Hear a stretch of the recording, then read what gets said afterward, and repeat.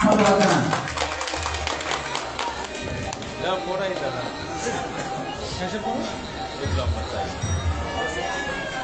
আজকে আমাদের এই অনুষ্ঠান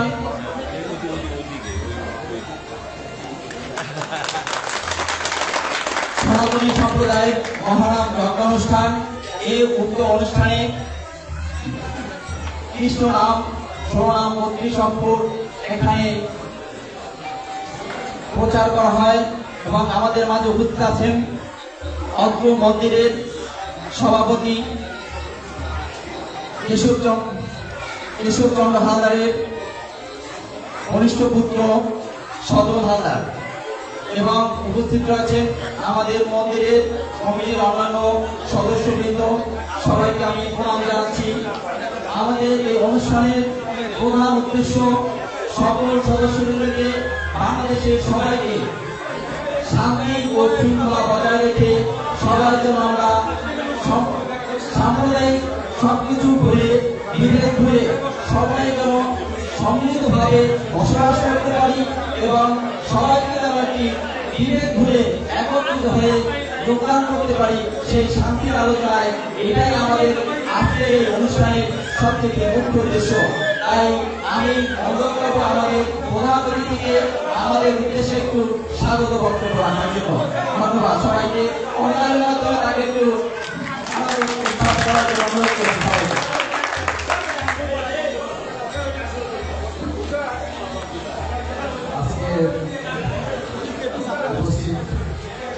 এখানে আজকে আমাদের হিন্দু ধর্মাবলম্বী ভাই বোনদের এই সুন্দর আয়োজনে সম্মানিত হিন্দু ধর্মাবলম্বী নেতৃবৃন্দ, উপস্থিত বাংলাদেশ জামাত ইসলামী নেতৃবৃন্দ, ইসলামী ছাত্র শিবিরের নেতৃবৃন্দ এবং অত্র এলাকার হিন্দু ধর্মাবলম্বী সম্মানিত নেতৃবৃন্দ, ভাই এবং বোনেরা, আমাদের মুসলিম ভাই বোন যারা তাদের সবাইকে জানাচ্ছি সালাম, আসসালামু আলাইকুম ওয়া রাহমাতুল্লাহি ওয়া বারাকাতুহু।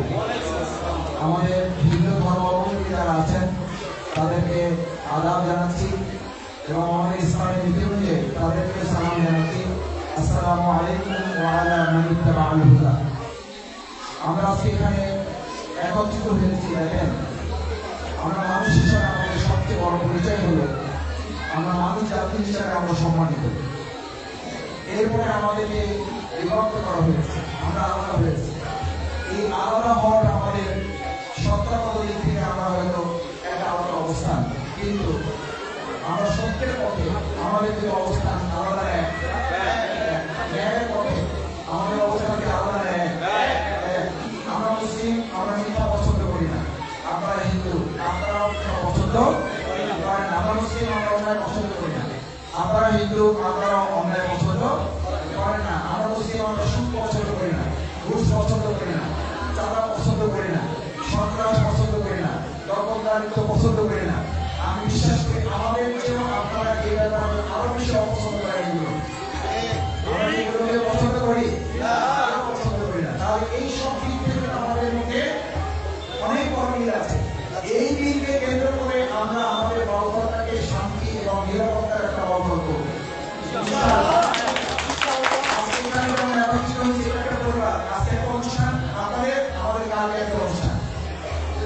এই যে অনুষ্ঠানগুলো আমাদের, আমরা এই অনুষ্ঠানগুলোকে পরস্পরের মধ্যে শুভেচ্ছা বিনিময় করি, পরস্পরের মধ্যে সহানুভূতি আমরা প্রকাশ করি যদি কোনো বিপদ হয়।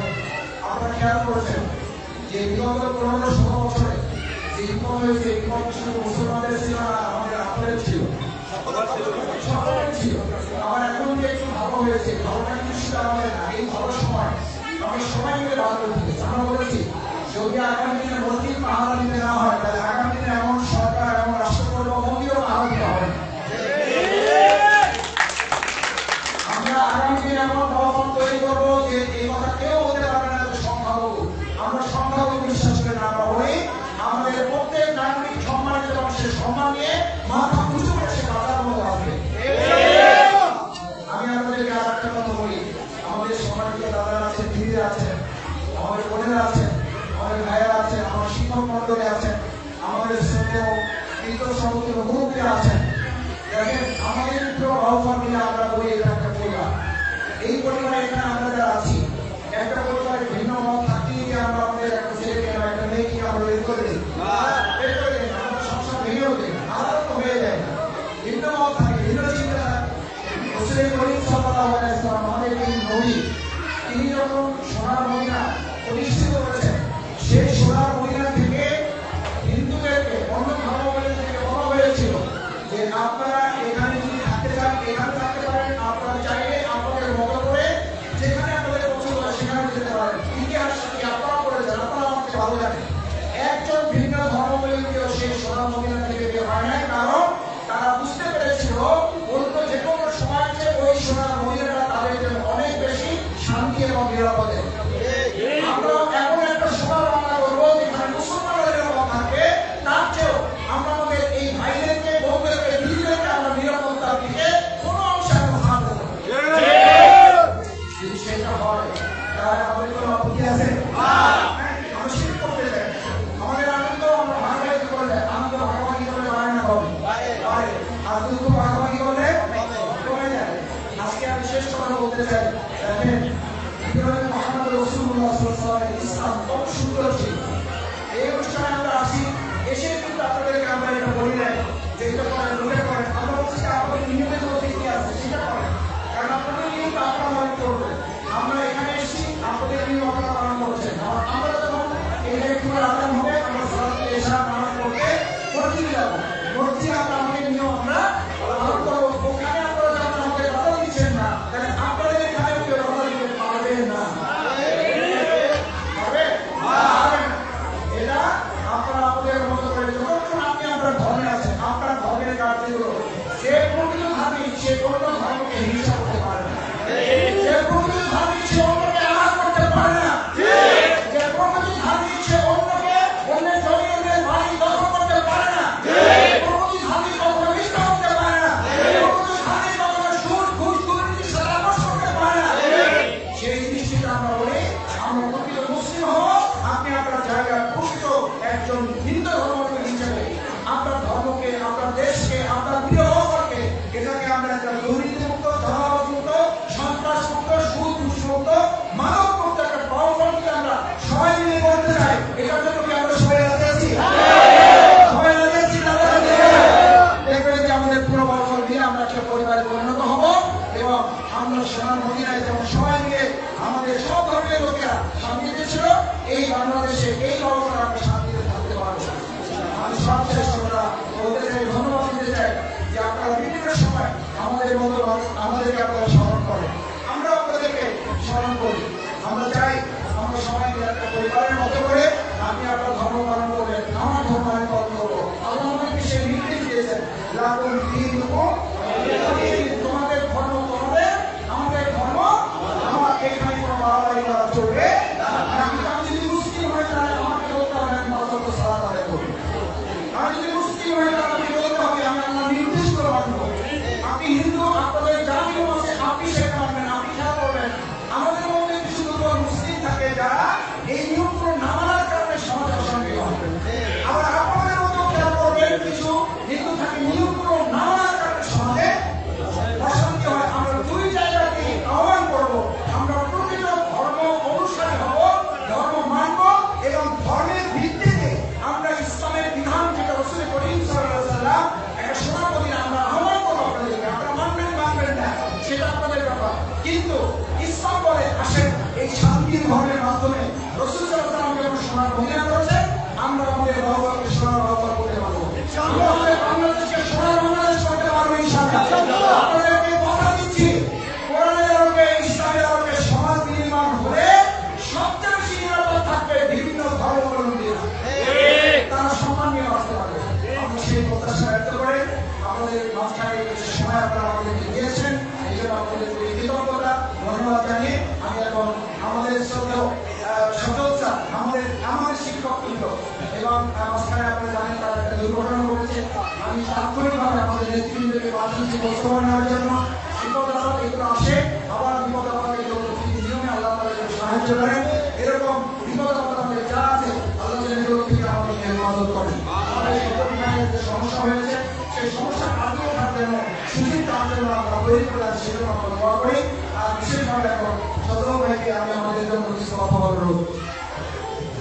ধন্যবাদ দর্শক ভাইকে। আসলে কথা বলার ভাষা আমার আজকে নেই, তারপরও বলতে হচ্ছে যে একটা কথা, গান আগে কি সুন্দর দিন কাটাইতাম।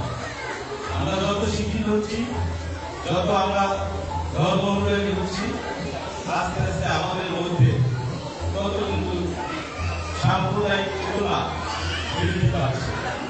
মাসুদ ভাইয়ের কথায় যদি আপনারা মূল্যায়ন করেন বা বিশ্বাস করেন যে তিনি একটা প্রকৃত ধার্মিকের উদাহরণ কিন্তু আমাদের এই নাইকেশ্বর মিলন মন্দিরে বলেছে। আমি জানি না এই কথাগুলো আপনারা কিভাবে শুনেছেন বা কিভাবে মূল্যায়ন করেছেন। তিনি একটা সুন্দর রাষ্ট্রের প্রত্যয় ব্যক্ত করেছেন। শুধু রাষ্ট্রের নয়, তিনি একটা বাউফলকে সুন্দরভাবে বিনির্মাণের চিন্তা তিনি ধারণ করেছেন। আমি কথা বাড়াবো না, আমি বলতে চাই মাসুদ ভাই এই বাউফলে যে উদ্দেশ্য নিয়ে, যে আকাঙ্ক্ষা নিয়ে, যে অভিলাষ নিয়ে তিনি এই মাঠে ঘাটে প্রান্তরে ঘুরে বেড়াচ্ছেন, আমাদের ঈশ্বরের কাছে, ভগবানের কাছে প্রার্থনা করি সে যেন তার মনস্কামনা পূর্ণ করে। তিনি আজকে তিনি এখানে এসেছেন আমাদের মন্দিরে, তার সফর সঙ্গী আছে। বিশেষ করে আমি সবাইকে চিনি না, আমাদের খালিদুর রহমান স্যার, আমাদের নজরুল ইসলাম স্যার, রফিক ভাই, আর অন্যান্য যারা আসছে, তারা এই মন্দিরে আমাদের যে পদধূলি দিয়েছে, সত্যিকার অর্থে আমরা সেই জন্য ধন্য এবং কৃতজ্ঞ। আমরা চাই, আমরা সংখ্যালঘু হিসেবে বাঁচতে চাই না, আমরা প্রকৃত নাগরিক হিসাবে বাঁচতে চাই। আপনার কথা শুনে শুনতে বলি, আপনাদের যেন সুদৃষ্টি আমাদের এই সম্প্রদায়ের প্রতি থাকে, আমাদের রাইকিশোর মিলন মন্দিরের প্রতি থাকে, এই প্রত্যাশা ব্যক্ত করে আমি আমার বক্তব্য শেষ করছি। যারা আসছেন সবাইকে আমার ধন্যবাদ।